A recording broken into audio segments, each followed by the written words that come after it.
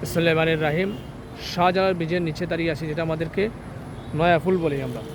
সেখানে আমরা দেখতে পাচ্ছি একটি পরিবার কোনো মন্ত্রে মাছা বেঁধে কিন্তু পুলের নিচে আশ্রয় নিয়েছে।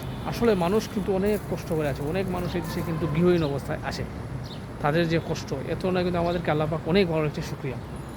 আমাদের সমাজে অনেক বিত্তবান লোক আছে, ওনাদের উচিত এই সমস্ত মানুষদের পাশে দাঁড়ানো, এদেরকে যাতে একটা আশ্রয় দেওয়া। কারণ বিশেষ করে সিলেট অঞ্চলে কিন্তু প্রচুর পরিমাণে ঘর আছে, যেগুলো কিন্তু আপনার তালাবদ্ধ অবস্থায়, প্রবাসে কেউ মনে করেন ঢাকা, কেউ সিলেটে, কেউ বিভিন্ন জেলা শহরে বসবাস করতেছে। কাজে এই সমস্ত গরগরিত অঞ্চল দেখাশোনার জন্য অঞ্চলদেরকে যদি আশ্রয় দেওয়া হয়, তাহলে আমি মনে করি যে ওনারাও অন্তত শান্তিতে, সুখে শান্তিতে বসবাসটা করতে বলেন। কত কষ্টের মাঝে দেখেন, এটা জ্বর যদি আসে তাহলে এই ঘরটা কি থাকবে? থাকবে না। মানুষ 3-4 জন, স্যানিটেশনের অভাব, স্বাস্থ্যসম্মত কতটুকু আছে। আল্লাহ পাক এই পরিবারের উপর খাস রহমত বর্ষিত করুন, এই পরিবারকে যাকে সুখ সমৃদ্ধ করে দেন এবং অর্থনৈতিক শক্তিশালী করে দেন, সেই প্রার্থনা রেখে, সেই প্রত্যাশা রেখে মহান আল্লাহ দরবারে শেষ করছি। ধন্যবাদ সবাইকে। খোদা হাফেজ।